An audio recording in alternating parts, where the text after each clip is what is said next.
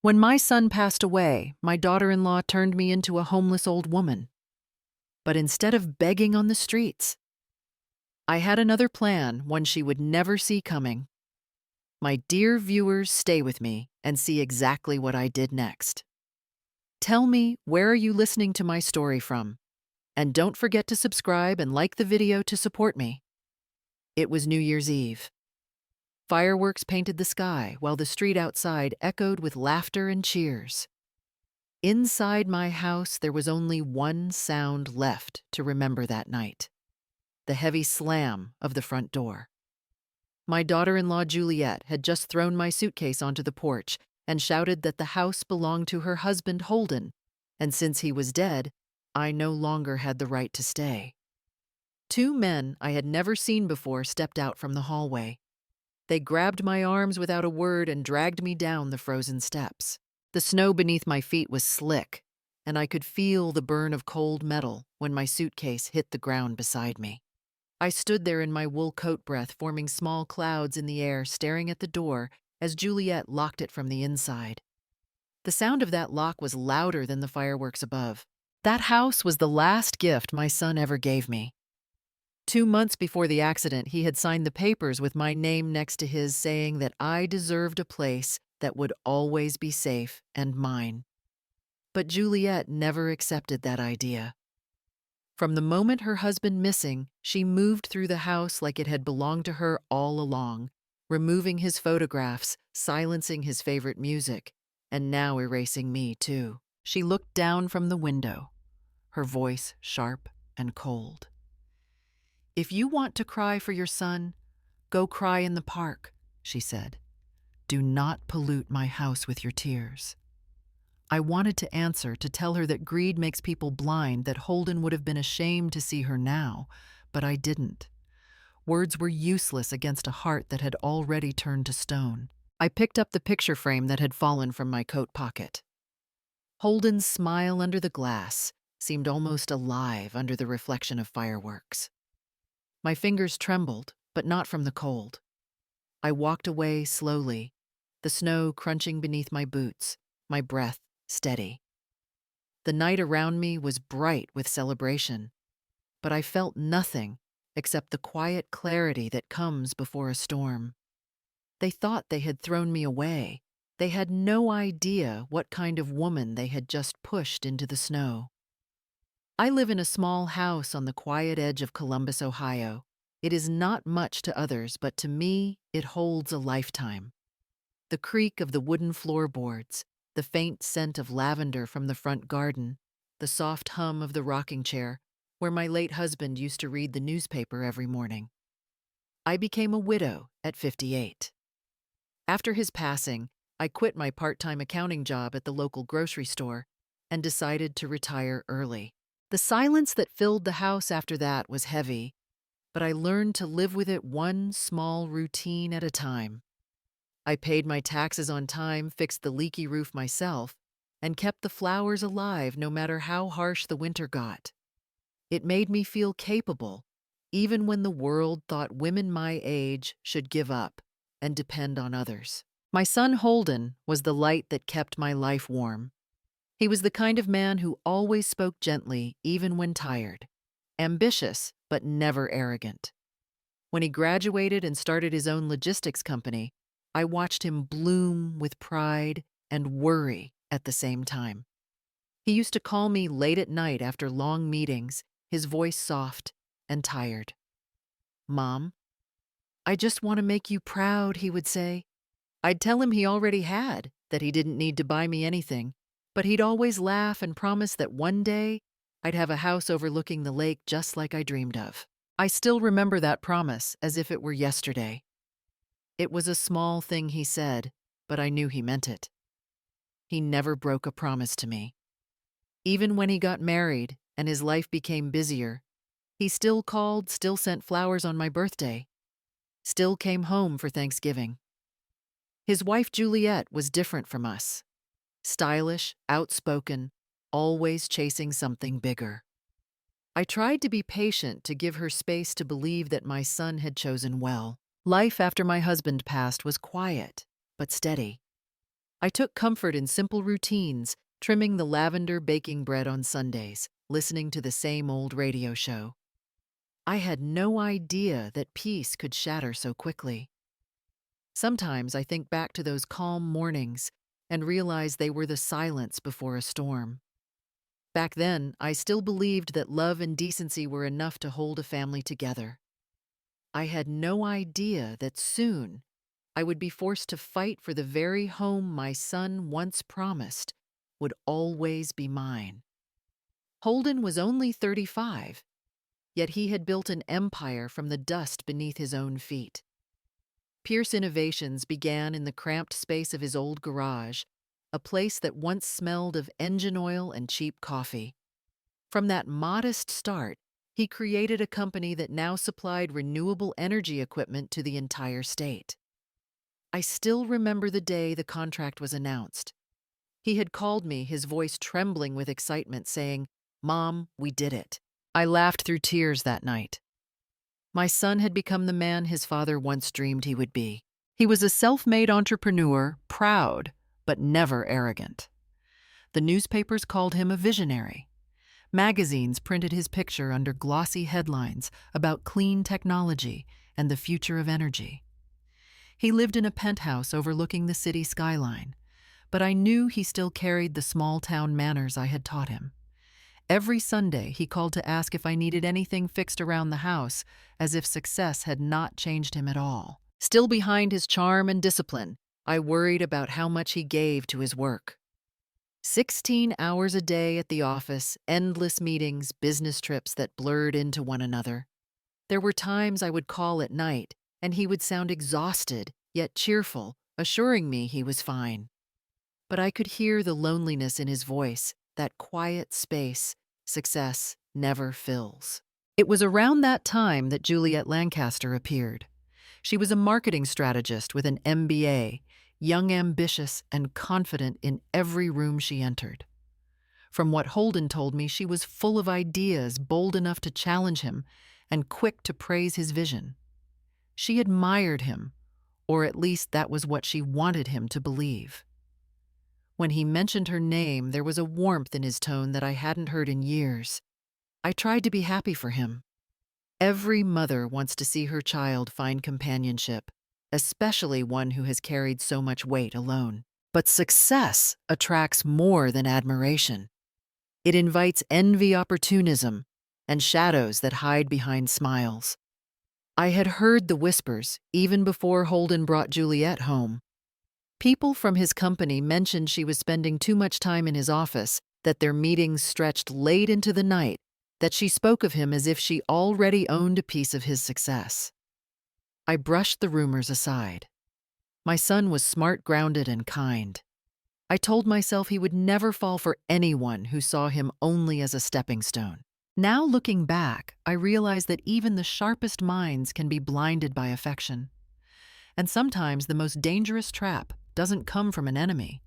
It comes wrapped in admiration.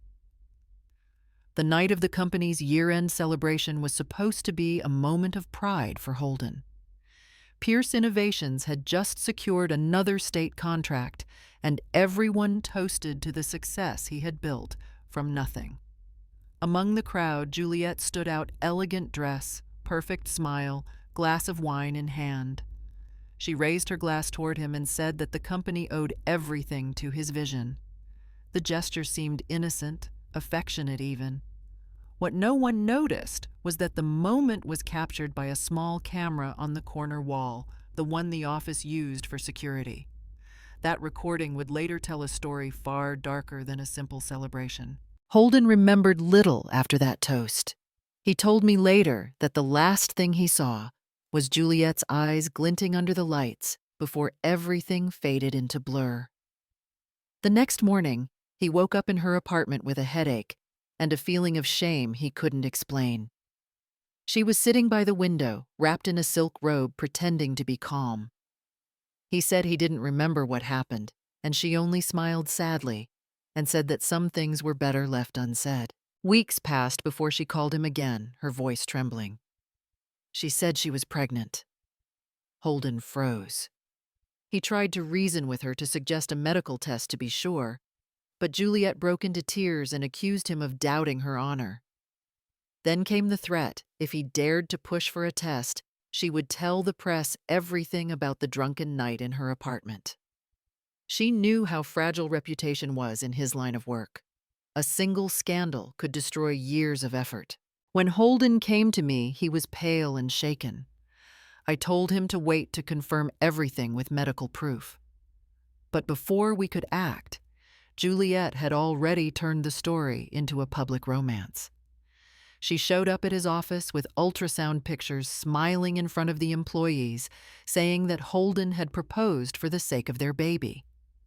Within 3 months, they were married in a grand ceremony filled with investors, politicians, and journalists. I sat there watching my son smile for the cameras, but I could see the fear behind his eyes. A letter arrived a week later from Mary Holden's former girlfriend. She wrote, "He's not the man I knew anymore." That letter broke my heart more than anything Juliet ever said. Only a few weeks after the wedding, Juliet appeared at the hospital crying again. She claimed she had suffered a miscarriage. Holden, guilt-ridden, believed her. But I saw something cold in her eyes that day. Soon after, she began handling his finances, insisting it was for his convenience. Step by step, she locked every account, every password, every card. The trap had closed, and Holden didn't even realize he was already living inside it. After the wedding, Juliet wasted no time stepping into her new role, not as a wife, but as a gatekeeper. She told Holden that since he was too busy managing the company, she would take care of their shared finances. At first, it sounded practical. Holden had always been careless with details like bills and passwords. But within weeks, everything was under her name. She changed the banking passwords, hired her own accountant, and even rerouted company invoices through her personal email. When I tried to call Holden, my number no longer went through. Eventually, he told me through a short email that he had a new number one I was never given. The distance between us grew quietly, like frost spreading over glass. He used to call me every Sunday. Now, weeks passed without a word. When I wrote, he replied with polite lines that sounded nothing like him. Each message felt filtered, edited. I began to realize Juliet was controlling more than money. She was controlling access to his life, his thoughts, and even his mother. When I asked to see him, Juliet's assistant replied instead, saying that Holden's schedule was too full and that any visit should be arranged through her. The first time I heard that, I laughed in disbelief. Arranged to see my own son. But the laughter didn't last long. She meant it. Every attempt I made to meet him was met with some excuse: a business trip, a deadline, a migraine. Even holidays became formal events where Juliet played the perfect hostess, introducing me to people as if I were a distant relative, not the woman who raised him. I tried to keep peace. I told myself that Holden was simply overwhelmed. But during one charity gala, when I tried to approach him, Juliet stepped between us with that fixed smile and said softly enough for only me to hear that the company's image mattered and that my presence sometimes confused the press. I stood there frozen, humiliated in front of strangers. Holden didn't even see it happen. Later that evening, I asked Juliet if we could have lunch together, just the three of us. She looked straight into my eyes, her voice smooth as ice. "You are his past," she said. "I am his future." It was the first time I truly understood what she wanted. She didn't marry my son to build a family. She married him to take control of everything he had built. The house, the company, the name, all of it. As I watched her walk away that night, hand in hand with Holden, I knew something was deeply wrong. My son was alive, but I had already started mourning the man I once knew. It was December when everything began to unravel. Holden had planned his annual mountain trip with a group of investors, something he always looked forward to. Every year he said the same thing before leaving: that fresh air cleared his mind better than any meeting room ever could. This time he was joined by Mark, one of his most trusted employees, a man I had seen often at company events. What I didn't know then was that Mark had become more than just a colleague to Juliet. On the third day of the expedition, my phone rang at dawn. The voice on the other end was from the rescue team. They said there had been an accident. The safety line had snapped while Holden was crossing a cliff. The conditions were severe, and after hours of searching, no sign of him was found. They said the chances of survival were slim. My knees gave way, and the world blurred into silence. Within hours, the news spread. Every local station played the same footage of Juliet standing outside her home, face pale, eyes red, clutching a framed photo of Holden. She spoke to reporters about how her husband had died, pursuing his passion, about the risks of greatness, about how he had lived and died with purpose. Her performance was flawless. People called her brave, dignified, a symbol of love and loss. I couldn't watch. Something inside me refused to believe my son was gone. Mothers always know when something isn't right. 2 days after the headline, Holden Pierce presumed dead, appeared, Juliet's mask slipped. She hired a private lawyer and filed for asset transfer, citing emergency rights as the surviving spouse. Then, without warning, she arrived at my doorstep with boxes announcing she would move in because this was the home Holden had left to her. I stood there speechless, holding the deed papers that clearly bore my son's name. I told her this house belonged to him, not her.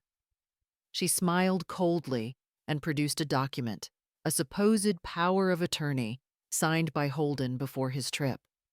The signature looked wrong, too flat, too smooth, like it had been traced. I called the notary listed on the document, but the number was disconnected. I contacted Holden's lawyer, but he said he had never heard of any transfer. Still, Juliet refused to leave. She told me to accept reality, that I was clinging to the past. I saw then that she wasn't grieving. She was claiming territory. On New Year's Eve, while the rest of the world celebrated under fireworks, Juliet made her final move. 2 hired men showed up at my door. They didn't speak, only pointed to my packed suitcase lying by the steps. As I stood there in the freezing snow, Juliet's voice echoed from behind the locked door, saying that the house now belonged to her. That night, my heart didn't break. It hardened. Because deep inside, I knew Holden's story wasn't over, and neither was mine. I moved back to my old house in the outskirts of Columbus, the one I had sold a few years ago, when Holden insisted on buying me the lakefront home. It felt strange knocking on a door that once opened with my own key. The new owner, Mrs. Lambert, a kind woman from my church, welcomed me with open arms. She said I could stay as long as I needed. "At least here you still have a roof that remembers you," she told me softly. I smiled, though my heart felt like shattered glass. All I brought with me fit into one small suitcase. Holden's framed photo, the porcelain teacup my husband had given me on our 30th anniversary, and a few sets of clothes. Everything else, furniture, jewelry, even my dignity, had been left behind in the house Juliet now called hers. I used to look out from a grand balcony overlooking the lake. Now I sat in a small kitchen with a flickering light bulb and listened to the hum of the refrigerator that barely worked. The silence here was different. It wasn't peaceful anymore. It was heavy, like it carried every unanswered question. Each night, I sat by the window with Holden's picture on my lap. I kept hearing his voice, calm and steady, from a conversation months before his trip. "Mom, if anything ever happens, don't sign any documents. Promise me that." At the time, I had laughed and asked why he sounded so dramatic. Now that warning echoed through my mind like a bell that wouldn't stop ringing. What had he known? I began writing things down, old habits from my accounting days, resurfacing naturally. Dates, names, times, the exact words Juliet had shouted when she threw me out. The license plate number of the moving truck she hired. even the brand of wine bottles that shattered on the porch that night. My handwriting shook at first, but the act of writing steadied me. It gave me back something Juliet couldn't take control. Sometimes Mrs. Lambert would peek in and ask if I needed company. I always said no, pretending to be fine. But at night, I couldn't sleep. I replayed every small moment, every glance Holden gave Juliet in those early days. Had there been fear in his eyes that I missed? The more I thought about it, the clearer it became that his death or disappearance wasn't just an accident. It was part of something planned. Outside, the winter wind scratched against the window. I closed my notebook, placed it beside Holden's photo, and whispered, "I'm listening now, son. I'll find out what really happened." The call came late at night when the snow outside was falling in slow, quiet flakes. I almost didn't answer, thinking it was another wrong number. But then I heard a familiar voice. It was Mrs. Green, my old neighbor from the lake house. Her tone trembled with urgency. "I don't mean to alarm you, Celeste, but I saw someone at your old place tonight. A man. He's not your son." I sat up straight, my heart thudding against my ribs. Mrs. Green went on describing him in detail. Tall, brown hair, early 40s, always arriving late at night. "I think he's from Holden's company," she said. The description hit me like a jolt of ice. I knew exactly who she was talking about. Mark, Holden's assistant, his so-called right hand. I had seen them together countless times at company events, shaking hands, exchanging smiles, the kind of loyalty that seemed unbreakable. And now the same man was walking into my daughter-in-law's house after midnight. That night, I couldn't sleep. I sat on the edge of my bed, staring at the wall, hearing Holden's voice in my mind again. "Don't trust easily, Mom. People change when money's involved." At dawn, I made a decision. I drove toward the lake house, careful to stay far enough not to be noticed. I parked behind an abandoned mailbox at the corner and waited. The house was still beautiful from the outside, though it felt haunted now. The lights inside flickered. Around 10:30, a car pulled up. A man got out. Even from a distance, I recognized Mark's broad shoulders, the way he adjusted his jacket before walking. Juliet opened the door before he even knocked. They laughed, their silhouettes warm against the cold night air. She poured him a glass of wine. They stood close, too close, for any explanation that could make sense. Then she pulled the curtains shut. The sight didn't just break my heart, it sharpened it. Whatever pity I once had for that woman vanished in an instant. She wasn't grieving. She was celebrating. I steadied my breath, pulled out the old phone Mrs. Lambert had lent me, and took several photos. My hands trembled, but I made sure the faces were clear enough.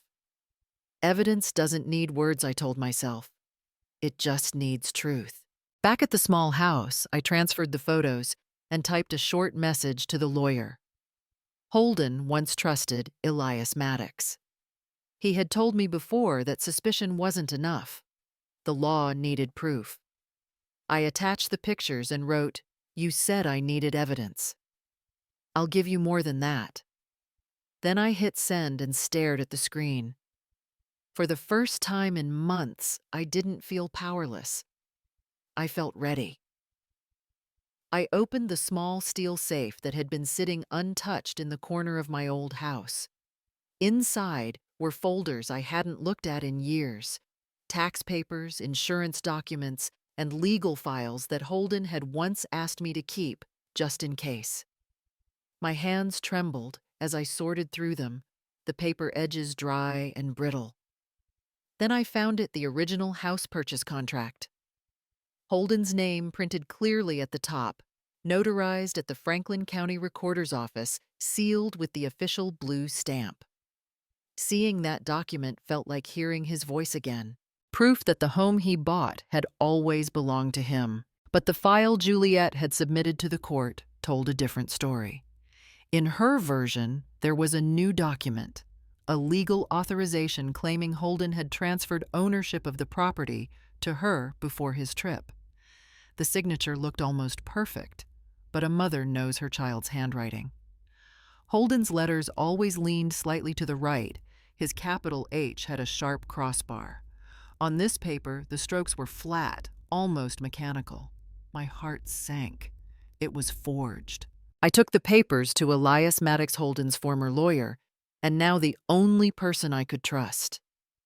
He examined both documents under the light, his brow furrowing. "The date on this authorization is the same day your son left for the mountain trip," he said slowly. "That's what we call a time conflict in a legal record. If he was already en route, there's no way he signed this. If we can prove that it's forgery an actual criminal offense." Hearing that word made me shiver. Forgery. It sounded both powerful and dangerous. Elias warned me not to confront Juliet directly. She could twist the narrative, accuse me of defamation or trespassing. "We'll need to move quietly," he said. "Everything you find, document it. Keep digital copies. Send them to me through a secure channel." I wasn't familiar with technology. I had never even used Google Drive before. But Elias walked me through it over the phone, patient and calm. That night, I sat at Mrs. Lambert's kitchen table with my reading glasses slipping down my nose, scanning each page carefully, naming every file with dates and titles. It took me hours, but when I finally clicked upload, I felt something shift inside me. I wasn't just a helpless widow anymore. I was building my own case. Before shutting down the laptop, I whispered to the photo of Holden beside me. "You told me not to sign anything, but now I'm the one reading the fine print." One cold morning, I found an envelope slipped under the door. The seal on it bore the name of Juliet's attorney. My stomach tightened before I even opened it. Inside was a formal letter titled, "Notice of Trespassing Violation." According to the document, I had illegally entered the property at the lake house, my own son's house, and caused intentional disturbance and damage. The accusation was absurd, but the weight of legal language made it feel frighteningly real. At the bottom were attached photos of muddy footprints near the porch and a broken flower pot. I recognized the photo angle immediately. It was taken from the security camera I had once installed myself. Someone had staged it. A few hours later, 2 uniformed officers came to my door. They were polite, almost apologetic, but their questions made my hands shake. "Did you recently attempt to enter the property at Lakeside Drive? Did you have permission from the current resident?" I could barely get the words out. That house was built by my son. It belonged to him, not her. But the officers said they were only following procedure.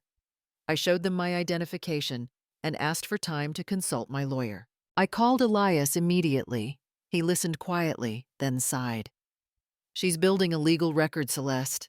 Every false report, every staged picture, it's to corner you. If you react emotionally, she wins. We have to stay ahead." He instructed me to gather every document showing my legal connection to the property, especially anything tied to taxes or registration. That night, I opened the old file cabinet again, flipping through papers until I found the latest property tax bill. My name was still listed as the payer, the same address, the same parcel number. I scanned it, printed a copy, and began writing my own statement. Years of accounting had taught me how to structure a report. I wrote down each detail clearly: how I had not approached the property since being removed, how the photographs were inconsistent with the real layout, how the ownership transfer Juliet claimed was under dispute. When Elias received my email, he called back with a tone of relief. "This is excellent, Celeste. This turns the accusation on its head. Once the police see that the tax records still list you as the rightful owner, they can't treat you as a trespasser." The next day, I met with the officers again, handing them the statement and the tax receipt. They read it carefully, exchanged a glance, and said there would be no further action for now. I thanked them, my voice steady. For the first time, I had defended myself not with emotion, but with evidence. As I watched them leave, I whispered to myself, You may think I'm weak, Juliet, but I know the law too, and I've just learned how to use it. It was close to midnight when the sound of my laptop chimed. A new email appeared in my inbox, sent from Juliet's address. My breath caught before I even opened it. The subject line read "Final Warning." The message was short, sharp, and cruel. "If you ever accuse me of forgery again, I'll sue you. I'll make everyone believe you're a senile old woman who's lost her mind." My fingers froze on the keyboard. The next attachment loaded slowly, a photo of me standing outside the gate of the house that once belonged to Holden. The picture had been taken that morning. Someone had been following me. The last line of the email made my heart stop. When people get too old, sometimes they fall, and no one even notices. For a moment, the air left the room. I sat there staring at the glow of the screen, unable to move. My first instinct was fear, the deep, raw kind that creeps up your spine. Then anger followed. She wasn't just threatening my peace anymore. She was threatening my life. I forwarded the email to Elias immediately. Within minutes, he called. His voice was calm but urgent. "Celeste, listen to me carefully. Do not go out alone at night. She's trying to build fear, and she might even try to stage an accident. Stay visible during the day, avoid any isolated places, and whatever you receive, save everything. These threats could become the key evidence." The next morning, I changed everything. I moved my chair from the window to the inner wall where no one could see in. I stopped taking evening walks. I only went to the market during daylight, never alone. I bought a small mini camera and installed it above the door, something Holden would have done without hesitation. I tested it twice to make sure it recorded clearly. Then I started organizing the evidence. Every email, every message, every photo Juliet or her lawyer had sent, I backed them all up on an external drive and labeled each folder carefully. I also printed copies and stored them in a sealed envelope under Mrs. Lambert's care. I wrote one note on the first page. "If anything happens to me, please send this to Elias Maddox's attorney." At night, the silence felt heavier than usual. I left a single lamp on in the hallway so the house would never be completely dark. As I sat at my desk, I opened a blank document and typed slowly, "If I disappear, it won't be by accident." My hands trembled, but my heart stayed steady. Juliet thought she was scaring me into silence. What she didn't know was that every threat she sent was building the very case that would destroy her. The rain came down hard that evening, drumming on the roof like restless fingers. I was at the kitchen table, sorting through folders, bills, scanned documents, and the printed copies I'd prepared for Elias. Everything was in neat piles until my phone buzzed. I almost ignored it, thinking it was another spam message. But when I glanced at the screen, the world stopped. The text was short, only a few words. "Mom, don't trust anyone. I'm at Claymore Hospital. Don't tell Juliet." My breath caught. For a moment, I couldn't move. The phone nearly slipped from my hand as my pulse thundered in my ears. It couldn't be. Holden was gone. The death certificate, the memorial, the ashes Juliet had displayed in her living room, all of it. My fingers trembled as I dialed the number back. The line went dead before it even rang. All that remained on the screen was the sender ID, Claymore Medical Center, Northern Ohio. I grabbed my coat and sat down again, forcing myself to breathe. I needed to think. If this was real, my son was alive. If it was a trap, then someone was trying to destroy me all over again. I called Elias immediately. "I just got a message," I said, voice shaking. "If this is a hoax, it's a cruel one. But if it's real..." I couldn't finish. Elias didn't interrupt. When I finished explaining, I could hear the rustle of papers on his end. "Give me 10 minutes, he said. "Don't reply to that number. Don't go anywhere." I waited, pacing by the window, watching the rain streak down the glass like veins of silver. Exactly 12 minutes later, my phone rang again. His voice was calm, but tense. Celeste Claymore Medical Center exists. And yes, they do have a patient registered 3 days ago under the name Henry P. I froze. Henry P. It's likely a coded identity, Elias said. Law enforcement sometimes uses partial aliases when protecting witnesses. The hospital records list him as male mid-30s with limited visitation rights. That aligns with Holden's age. Celeste, we can't be sure yet, but this could mean your son is alive. My knees weakened and I sank into the chair. Every emotion I'd suppressed for months crashed over me at once. Relief, disbelief, fear. What should I do? Nothing, Elias replied firmly. Tell no one. Not even Mrs. Lambert. If this is true, Juliet cannot know. We'll move quietly. If Holden reached out to you, it means he's in danger or under protection. Either way, we've entered a new game. Outside, the rain grew louder, wind howling against the shutters. I looked at the phone still glowing on the table, the last message open like a lifeline. After months of silence and mourning, one impossible thought echoed in my mind. My son is alive. It took me over 4 hours to drive through the night, the rain turning to mist as I approached the wooded hills near Lake Erie. Claymore Medical Center sat hidden behind a stretch of pine trees, quiet and isolated, the kind of place where secrets could live unseen. My hands trembled on the steering wheel the whole way, torn between fear and desperate hope. When I finally reached the entrance, the nurse at the front desk seemed to recognize the name immediately.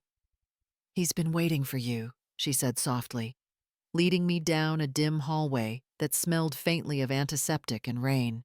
When she opened the door, my knees nearly gave out.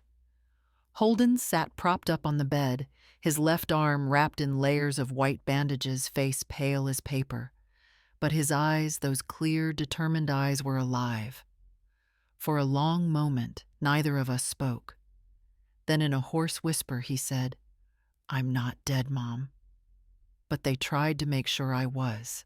I covered my mouth, the sob tearing through me before I could stop it.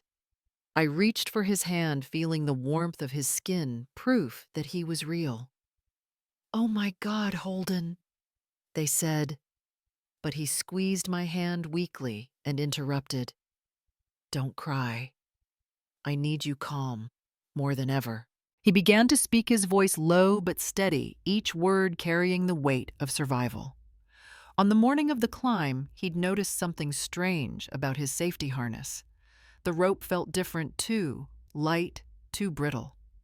"I tested it twice," he said, staring at the window. "It wasn't the industrial-grade cord we always use. Someone had switched it." In the climbing group, only one person handled the equipment, Mark. And it was Juliet who had sent the replacement gear package days before the trip, claiming it was a sponsorship gift from a new supplier. When the line snapped, Holden continued, "I fell 50 feet down the ravine. I remember the pain. Then nothing. I thought I was done." But the GPS locator in his jacket, a backup system Mark assumed was deactivated, had been his lifeline. A local rescue team found him hours later unconscious, but breathing.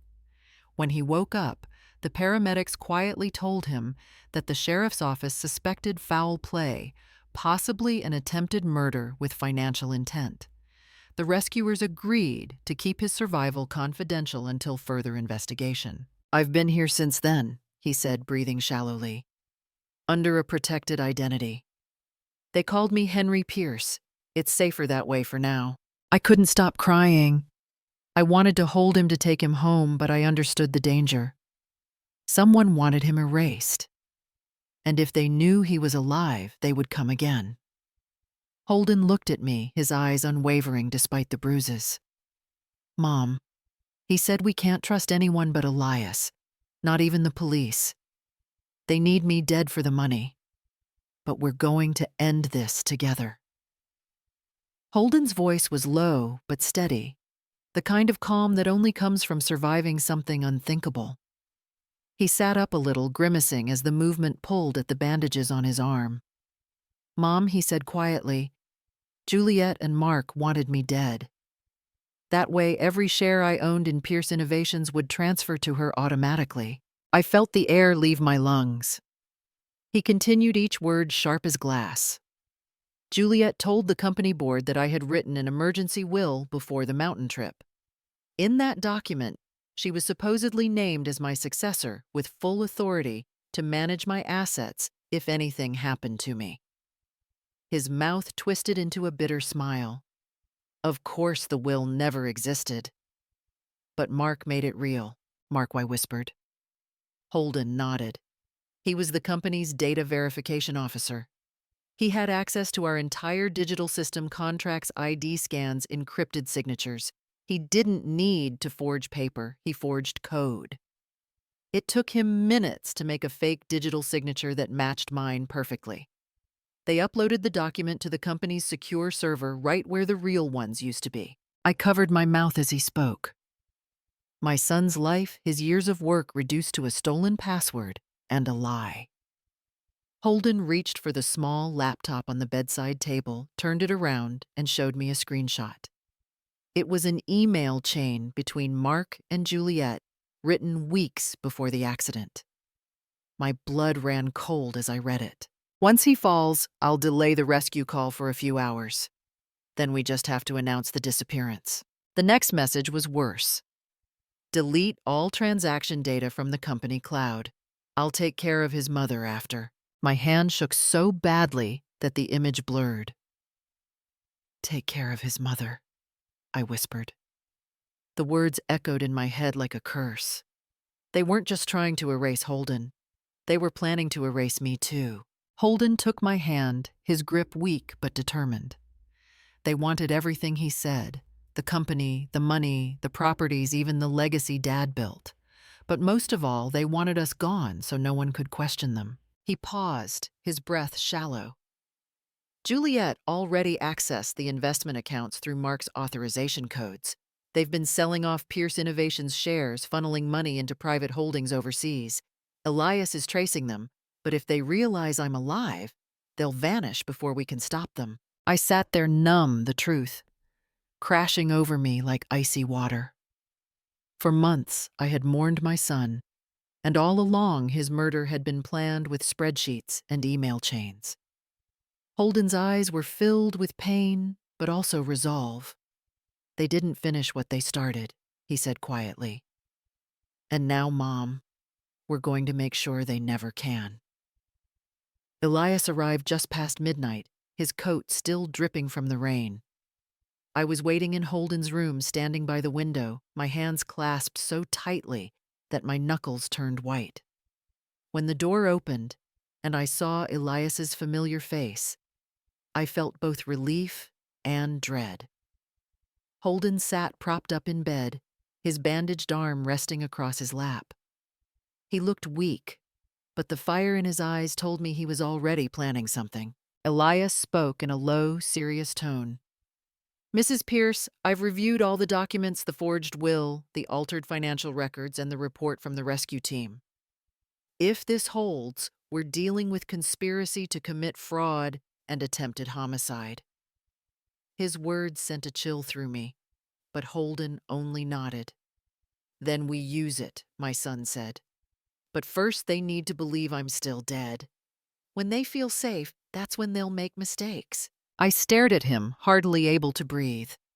After everything they had done, after the lies, the humiliation the night they threw me out into the snow, now we were sitting here planning how to turn their confidence into their downfall. Elias looked at me, and I could see in his eyes that he knew what I was thinking. "You'll have to play your part," he said gently. "Juliet must believe you're weak, lost, and harmless." I took a long breath before answering. "Then I'll be what she thinks I am. The foolish old woman she destroyed. The last piece she'll move before she loses everything." Elias smiled faintly and pulled out his notebook. Here's how we'll do it, he said. Step 1. Holden's survival remains secret. Only the three of us will know. No hospital records, no insurance files, nothing traceable. He wrote quickly, his handwriting sharp and deliberate. Step 2. We collect solid evidence. Financial ledgers, rescue team statements, the metadata from the forged documents. When it's ready, it goes straight to the regional FBI. Holden leaned forward, his voice rough but steady. And the third step, Elias turned to me. We stage the illusion, he said. Juliet has to believe Holden is gone for good and that you've fallen apart completely. She'll feel untouchable, and when she feels untouchable, she'll get sloppy. I nodded slowly. The idea of pretending to be broken, of wearing grief like a costume, felt almost unbearable. But then I remembered Holden lying in that hospital bed, pale and trembling alive, only because luck or fate had intervened.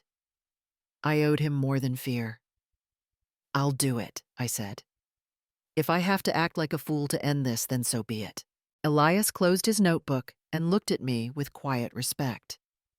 You're turning your pain into a weapon, Mrs. Pierce. That's something no one expects from a woman they've already dismissed. I reached for Holden's hand, my voice barely above a whisper. They tried to erase you once, my son. This time we'll erase their lies. And as I looked into his eyes, I knew we weren't just mother and son anymore. We were allies, and our war had begun. Holden spent the next morning sitting up in bed, a blanket draped over his shoulders, the hospital light soft against the bruises still visible on his face. I watched as he wrote every detail of what had happened, the forged documents, the tampered ropes, the emails between Juliet and Mark. His handwriting trembled at first, but soon grew steady, clear, and deliberate. When he finished, he signed his name at the bottom with his good hand and handed the folder to Elias. This is my sworn statement, he said. Let them try to deny it now. Elias nodded, his eyes reflecting quiet respect. This will be our foundation, a living testimony. I reached for Holden's hand, holding it tight. You've done enough fighting, I whispered. Now it's my turn. This time I won't wait for anyone to protect me. I'll protect you, he smiled, weakly, eyes wet. And for a long moment, we just sat there in silence. The sound of the rain had stopped outside. Only the hum of the hospital machines filled the room. The sunlight streamed through the window, landing on my face, and in that reflection, I caught a glimpse of myself, the same woman Juliet had thrown into the snow weeks ago, but not the same heart. That woman had been broken. The one staring back at me now had fire in her eyes. I knew the next battle wouldn't just be in court. It would be in the shadows, in the space between fear and greed. Juliet's pride would be her downfall, and I intended to feed it until she destroyed herself. That night, I drove home alone. The roads were quiet, the world outside heavy with fog. When I reached my small house, I sat at the kitchen table where all of this had started, the same table where I once cried over betrayal and loss. But this time my hands didn't shake. I opened a new notebook, its first page blank, and wrote slowly, pressing into the paper. Step 1, let them feel safe. Step 2, let them trap themselves. Step 3, let the law speak for me. I closed the notebook and ran my hand across its cover, feeling the weight of those words. I was no longer a mother begging for mercy or justice. I was the strategist of my own redemption. I had nothing left to lose, and that made me powerful. Outside, the wind picked up, whistling softly through the window frame, carrying the scent of cold rain. It felt like a signal, the beginning of something greater than revenge. It was a vow. I looked out into the darkness, whispering to myself, when justice is stolen, a mother learns to become her own judge. If she wants to take everything from my son, I told Elias that morning, then I'll let her drown in her own greed. The investigation began, quietly hidden beneath the surface of everyday life. Holden was still confined to his hospital bed, his arm healing slowly. but his mind was sharper than ever. Elias brought a laptop, a stack of files, and a portable hard drive. "We need to trace every cent that moved after the accident," he said.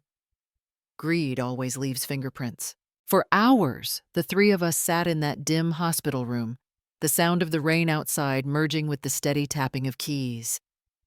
Holden logged into the company's encrypted servers through a backup system he had created months before. "Juliet never knew about this one," he said with a faint smile. Line by line, he pulled up transaction records from Pierce Innovations, the company he had built from scratch. What we found made my stomach twist. There were transfers, large ones moving quietly between accounts, some labeled as consulting fees, others disguised as supplier payments. But the recipient's information was what froze us all. The money was being funneled into a shell corporation, registered under the name M&R Holdings. Elias checked the legal registry. "M for Mark," he murmured, "and R for—" He didn't finish. We didn't need him to. Juliet's middle name was Renee. Holden looked pale, scrolling through more evidence. "They used the company like a pipeline," he said. "Once I was gone, they started draining investment funds, transferring assets into their fake company, one transaction at a time." Elias connected his flash drive and began downloading everything. "Every file will be time-stamped and certified," he said. "We'll have the metadata, the digital signature, and the legal seal. No one can claim it's fabricated." I watched them work. The two men who had lost everything, one, his fortune, the other, his faith in justice, now rebuilding it through logic and proof. The tension in the room was thick, but beneath it there was something else, purpose. Late that night, Holden opened an old archive folder he thought had been erased. It took hours to decrypt. When the files finally appeared, the screen filled with fragments of old messages. He clicked on one and read aloud in a whisper. "Make sure the investment transfer is done before the media reports his death," Juliet had written. Another line from Mark followed, "Already handled. The mother won't last long either." For a long moment, no one spoke. I could hear my own heartbeat echoing in my ears. I took a deep breath and said quietly, "They wrote their own confession." Elias nodded. "And now, Mrs. Pierce, we write the verdict." I watched Elias work like a lawyer and a playwright at once. He sat at my kitchen table with his laptop open, papers arranged in neat stacks, and a quiet look that meant he was planning something precise and dangerous. He explained the plan in plain terms, and I nodded because I trusted him and because Holden needed me to be brave. He prepared a packet of authorization papers that looked exactly like the legal forms Juliet would expect to see. On the surface, the documents were routine and almost boring, the kind of paperwork a bank clerk signs without thinking, but Elias had built into them a trap that only careful eyes and good timing could reveal. I had to play a part. My role was simple and terrible at the same time. I would be the frail, confused mother who begrudgingly agreed to sign over temporary occupation of the house to Juliet. It would be a staged concession designed to soothe her greed and make her comfortable enough to show her hand. Elias typed the language slowly and deliberately so every line could be verified later. He included an odd clause about immediate verification with original signing metadata, and a conditional revocation clause that, when processed, would flag the file as suspect if any signature or timestamp did not match the secure ledger we controlled. It sounded technical, but I understood the purpose. The clause was the bait. When the fake authorization was ready, Elias had me sign in the presence of a notary he arranged, and then gave the original to a courier who pretended to deliver it to the county office. The truth was more complicated. The version that Juliet would later receive would be identical in appearance, but instrumented with hidden metadata that would broadcast any attempt to present it as genuine in a banking environment. We seeded a trail that would record IP addresses, timestamps, and the exact workstation used to submit the paperwork. We also coordinated with a trusted contact at a local bank who agreed to quietly monitor any submission that came from Juliet's accounts. I felt the hollow of the plan like a stone in my chest, and still I signed every page because I had practiced letting go of fear. I imagined Juliet smiling, convinced she had outmaneuvered me, and I let her believe that. She wanted public proof that I had consented, and Elias arranged the theater. When she received the documents, she did not suspect the net woven into the fibers of the file. She signed with her usual certainty and sent the packet to the bank as proof of ownership. What she did not know was that every click she made left a trace. The submission pinged an alert on Elias's secured server, and the bank camera recorded her sitting at the counter confident and animated. The IP address logged by the authentication system traced back to the office computer where Mark had been working. The chain of evidence formed itself like a constellation.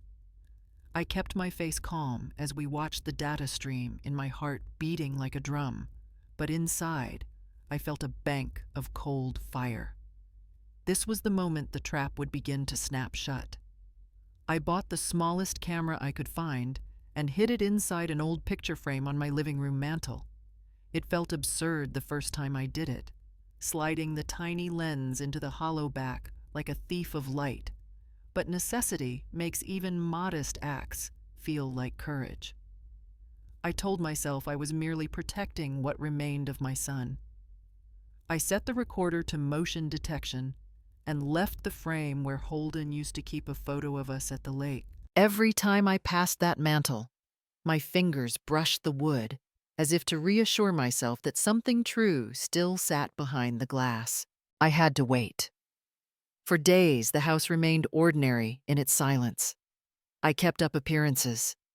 I visited Mrs. Lambert for tea. I walked to the corner store. Outwardly, I was the same elderly neighbor people expected to see. Inside, I slept a little less each night with the old camera blinking quietly like a tiny lighthouse. Then one evening, the motion sensor tripped and an email arrived on my phone. I almost did not open it. I had learned to fear the small noises of my life, but this was the one sound I had been waiting for. When I watched the footage, my hands trembled. Juliet came in first, carrying a leather folder. She moved with that confident air she always wore in public. Mark followed, closing the door behind him. They stood close to the kitchen island and spoke in low voices. I could not hear every word, but the camera captured their faces, the way Juliet pointed to a document, and Mark nodded the brief flashes of paper and the glint of a pen.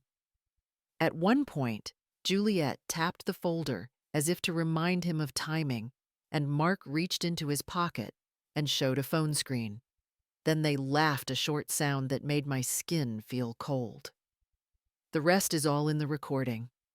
They discussed moving funds, transferring shares, and the specific mechanics of changing ownership. They spoke about pushing certain transactions through at night. They spoke about signatures and access codes. They spoke about timing the moves with public announcements. I watched the clip again and again until the images blurred, saving copies, backing them up to the encrypted drive Elias had provided. He called within an hour. He sounded calm, which meant he was working 100 thoughts at once. He arranged for a certified video analyst to verify the file to guarantee chain of custody metadata integrity and tamper-proof certification. He explained in that efficient voice I had come to trust that a video is only as strong as its provenance. We could not simply show a recording. We had to prove when it recorded that it had not been altered and exactly where it had been captured. Elias also assured me he had a contact at the bank monitoring suspicious transfers. That contact would flag any movement and hold it for investigation. I felt both foolish and empowered in the same hour. The camera in the frame had turned my living room into evidence and my memory into proof. I was no longer merely the woman they thought they could dismiss. I was a witness who had learned how to preserve the truth. I closed my eyes, pressed my palm to the picture frame, and said quietly to the empty room that was once Holden's, "We know now. We will not be silenced." The plan that night felt like a play with only 3 actors, Elias, Holden, and me. Every move had to look natural, every detail believable. Holden, still hidden from the world, signed what Elias called a phantom contract, a fabricated property transfer that would look entirely authentic in Juliet's hands. The signature was Holden's, written carefully with his good arm, notarized by a trusted legal contact under confidentiality. To anyone else, it looked like a genuine final act from a man who no longer existed. Elias explained it to me like he was describing the rules of a quiet war. "She believes she's already won," he said. "All we have to do now is let her claim her prize." He uploaded the contract into a secured folder, arranged for a copy to be leaked through one of Juliet's informants, and waited. My part was simple: to play the grieving mother who finally gave up the fight, who had agreed to let go of everything. I spent the next day acting broken, answering calls from Juliet in a shaky voice, pretending I was ready to sign away the last piece of my life. When she came to the house to collect the documents, I could see the victory in her smile. She looked polished, triumphant, the way only someone blinded by greed can look. "You made the right choice, Celeste," she said as she took the envelope. "Holden would have wanted peace." I forced a weak smile and nodded. Inside, my heart pounded so loudly I was sure she could hear it. That night, she submitted the paperwork herself. Elias and his contact at the bank were already watching. The moment Juliet logged in and uploaded the documents for property transfer, the system flagged inconsistencies between the digital authorization codes and the metadata of the notarized file. It triggered an automatic fraud alert. Within minutes, a report was forwarded to the Financial Crimes Unit and the local prosecutor's office. While Juliet was at the bank, she thought she was making history, claiming the house, the company assets, and Holden's accounts all in one move. She didn't notice the slight change in the banker's tone or how the clerk's smile faltered when she handed over the forms. Behind the counter, the staff were already documenting everything under silent instructions from Elias's contact. Her image was captured on security cameras, time-stamped alongside the fraudulent submission. By the time she returned home, believing she had finally erased me from the equation, the trap was fully closed. The evidence trail was complete: her IP address, her voice in the recordings, the signature on the fraudulent transfer, the bank's digital alert, and the matching emails. She had done everything by the book, or so she thought. But this time, the book belonged to me. I sat by the window that night, watching the wind move through the lavender plants outside, feeling no triumph, just a steady calm. "She thinks she's won," I whispered to myself. "Let her sleep in her victory tonight. Tomorrow the law will wake her up." The next morning began with silence so heavy it felt like the world was holding its breath. Elias arrived at my house before sunrise, his coat dusted with frost, his briefcase packed with everything we had gathered over the past weeks. Inside were hours of recordings, printed emails, transaction statements, and the video of Juliet and Mark discussing their scheme. Each piece had been authenticated, time-stamped, and notarized. When he set the files on the table, I realized that our fight had turned into something larger than revenge. It was now a matter of law. "I'll take these directly to the district attorney," Elias said, tightening the clasp on his case. "They'll open a formal case of financial conspiracy and attempted homicide. Once the motion is approved, we'll request an emergency freeze on her assets." His tone was calm, precise, but I could see the weight behind his eyes. For weeks, he had been living this case as much as we had. I poured him coffee, though neither of us drank it. My hands trembled as I watched him go through the checklist. The bank records the IP logs, the recording certifications, the sworn witness statement Holden had written in the hospital. Elias was a man who believed in systems and order, but this time there was something personal in the way he handled the evidence. This time he said quietly, "They won't be able to talk their way out of it." By noon, he was at the courthouse. Within hours, the prosecutor signed off on an emergency asset freeze warrant, effective immediately across all state and federal accounts linked to Juliet Lancaster. A quiet coordination began between the Financial Crimes Division, the prosecutor's office, and a small police unit stationed near the bank. They didn't want noise or headlines. They wanted precision. Juliet, unaware of the storm forming around her, was scheduled to meet with a financial advisor that afternoon to finalize her transfer of ownership. She would walk into the bank thinking she had won, thinking that the last thread of resistance me had already surrendered. What she didn't know was that 2 plainclothes detectives were waiting in the lobby, and a court order was already active the moment her pen touched the paper. I stayed home the house unnervingly still. The lavender outside swayed in the winter wind, and I could almost hear Holden's voice telling me to breathe. My phone sat face down on the table. I didn't need to see the screen light up to know what it would say. When it finally vibrated, the sound was soft, final, like the closing of a long book. Elias's message was short.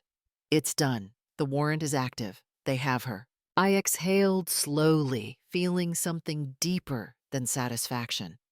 It wasn't triumph or even relief. It was justice, measured and quiet, the kind that moves through the world without needing to shout. I looked toward the window and whispered. This time I didn't have to fight with rage. The law spoke for me. The hall was filled with the low hum of cameras and whispers. Reporters packed every aisle, flashes went off like lightning, and a massive banner behind the podium read, "Pierce Innovations Memorial Conference Continuing Holden's Legacy." Juliet stood center stage, draped in black silk, her expression a practiced mask of sorrow. She dabbed her eyes with a tissue, pausing just long enough for the cameras to capture every angle of her grief. Her voice trembled, perfectly rehearsed. "My husband built this company on honesty and vision," she said, clutching the microphone. "And today, I vow to carry his dream forward." The crowd applauded, some sincerely, most cautiously. I watched from the back of the hall, unseen, my hands steady around the folded newspaper I carried. Holden Pierce found alive. The headline ink was still fresh. Elias stood near the security booth, giving me a subtle nod. It was time. On stage, Juliet continued her performance. "As of this morning," she said proudly, "Pierce Innovations will be transferred fully under my management." It is what Holden would have wanted. The audience erupted in flashes of light and murmurs. She looked radiant in victory until the sound of the main doors opening sliced through the room like a blade. The crowd turned. I walked forward slowly, each step echoing across the marble floor. My gray hair caught the stage lights, and for a moment, no one seemed to breathe. Juliet froze, her smile stiffening, confusion flashing across her face. "Mrs. Pierce," she stammered. What are you doing here?" I stopped halfway down the aisle, lifted the newspaper, and held it high so the cameras could see. "I came to congratulate you," I said calmly. "It's not every day someone holds a press conference to celebrate a husband who isn't dead." Gasps rippled through the room. The photographers turned their lenses toward me, flashes blinding the stage. Juliet blinked rapidly, trying to maintain control. "That's impossible," she said, her voice cracking. "This must be some misunderstanding." I took another step forward, my eyes locked on hers. "Misunderstanding," I repeated.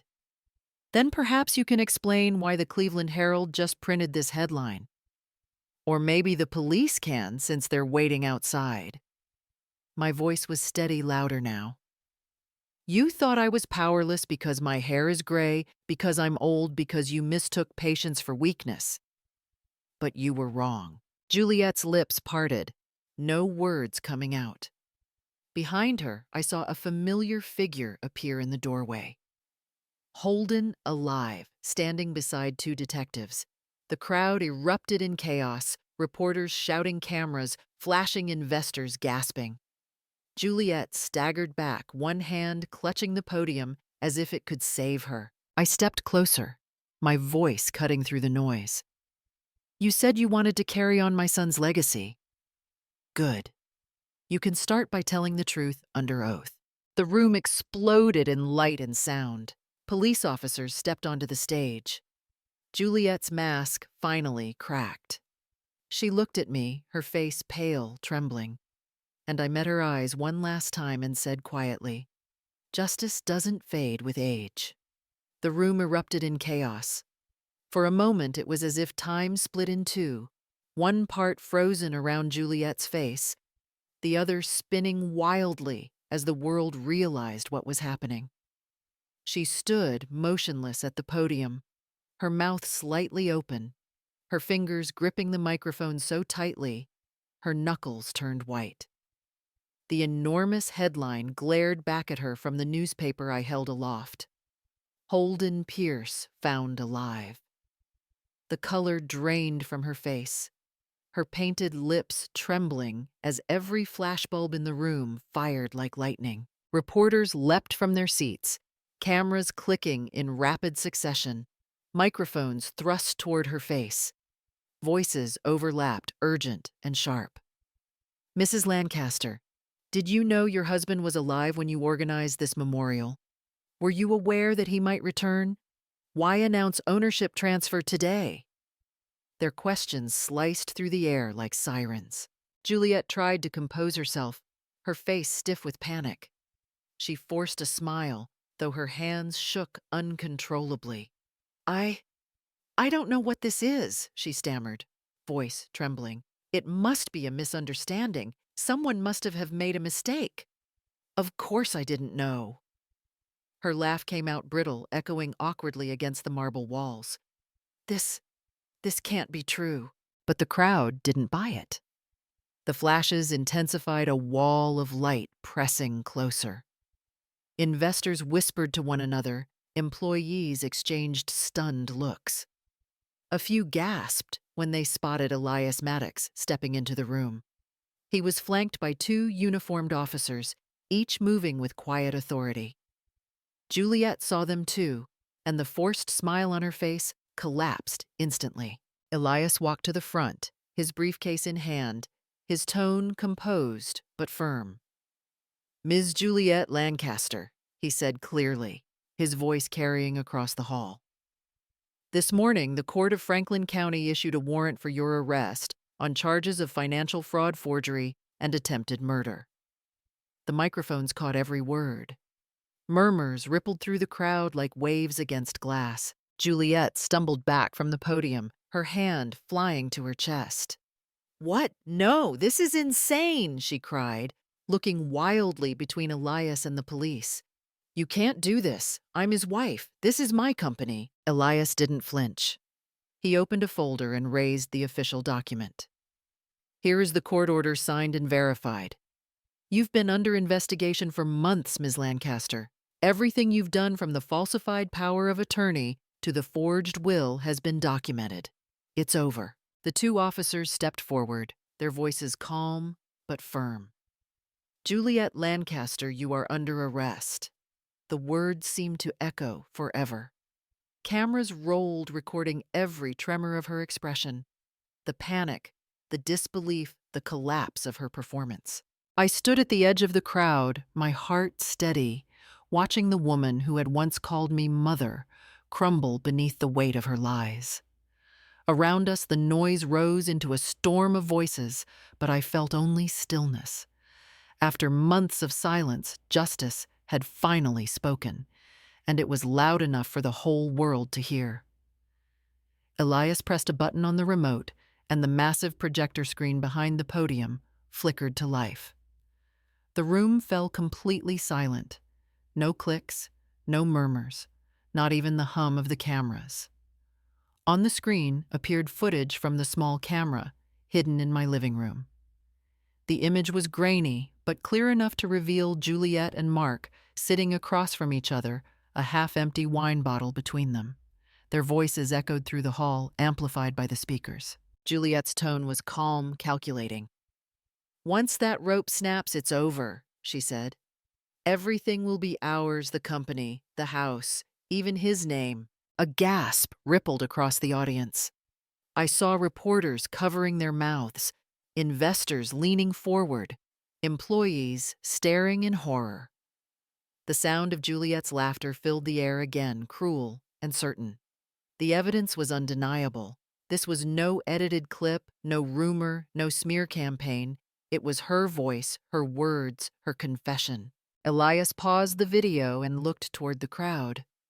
"This recording was taken from the residence of Mrs. Celeste Pierce," he said evenly.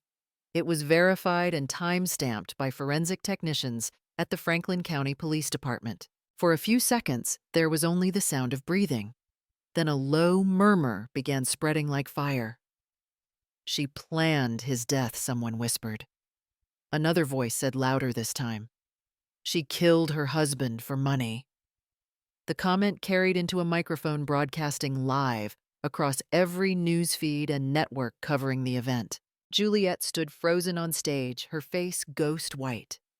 Her eyes darted wildly, searching for an escape that didn't exist.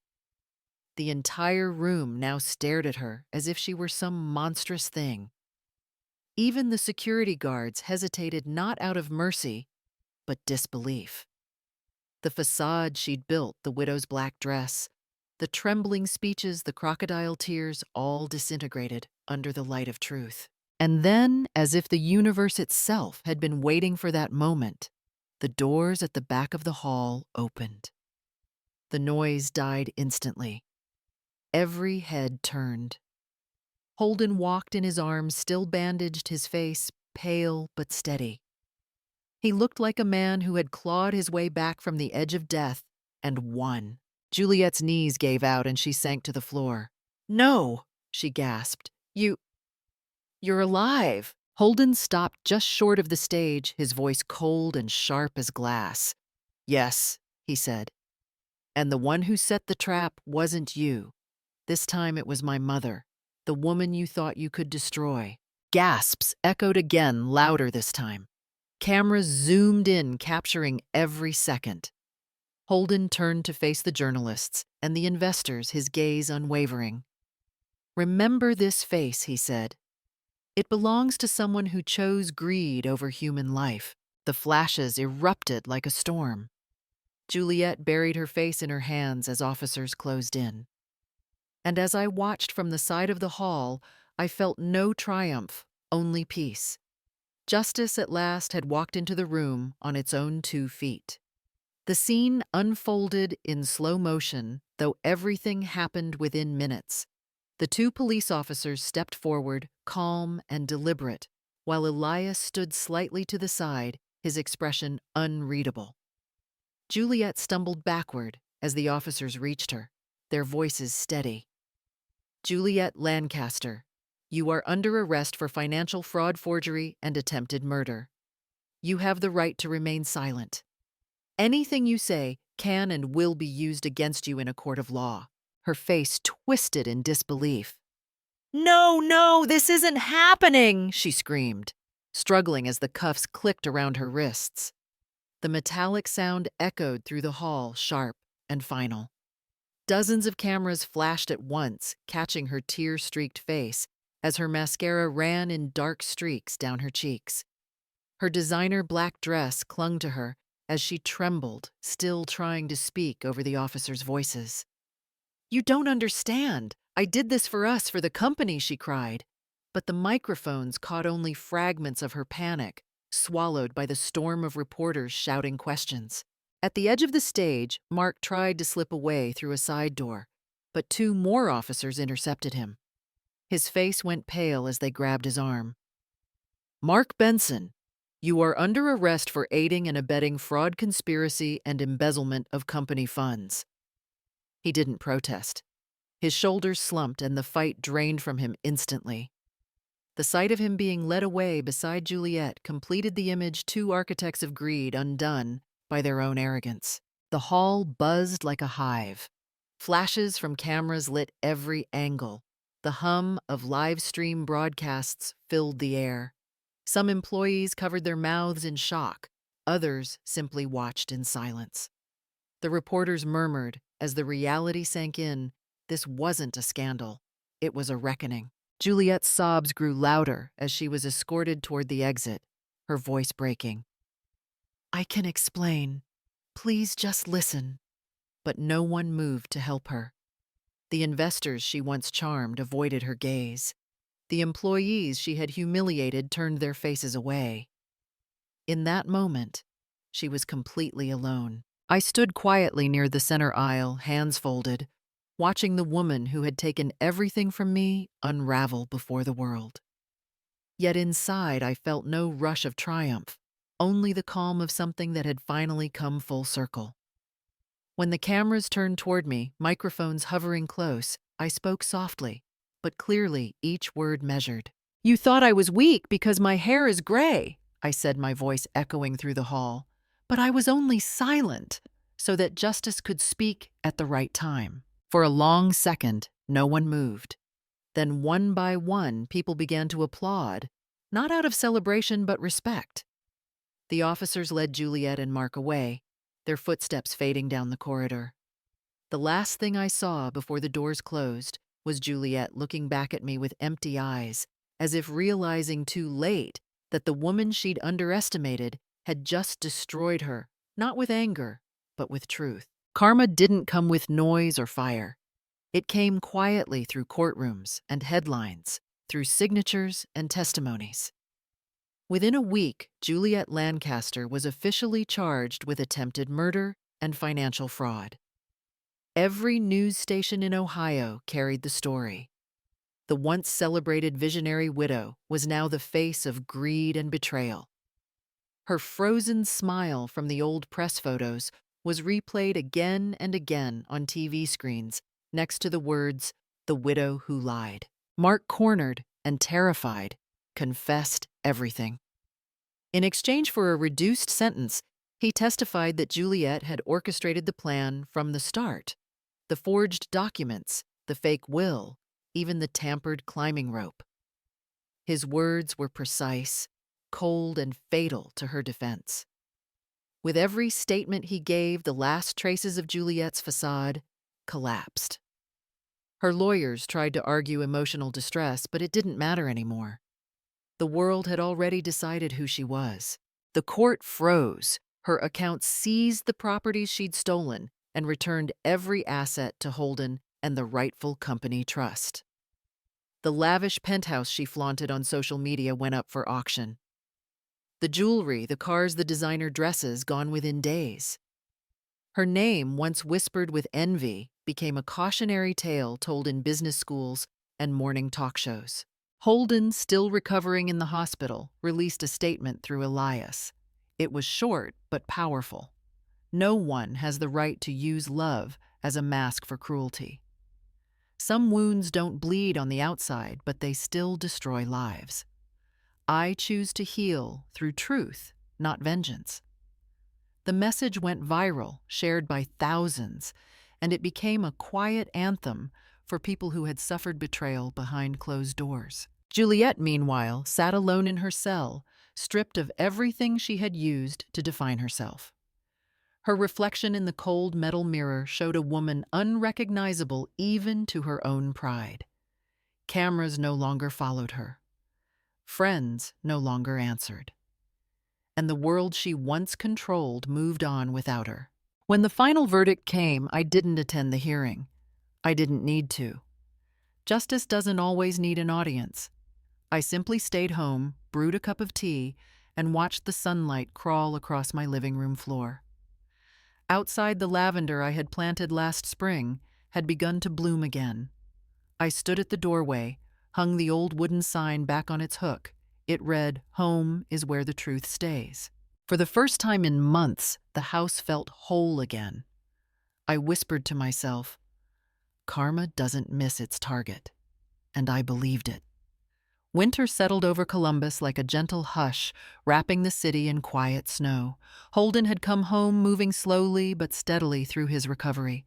His arms still bore faint scars, reminders of what had almost been the end, but also proof that survival sometimes begins in silence. Together, we rebuilt what had once been destroyed. The garden behind our house, once torn apart by Juliet's rage, now bloomed again with life. Holden planted the lavender himself, carefully, pressing each root into the soil, his movements deliberate, grateful. "It feels different this time," he said softly one afternoon, "like we're planting peace instead of memories."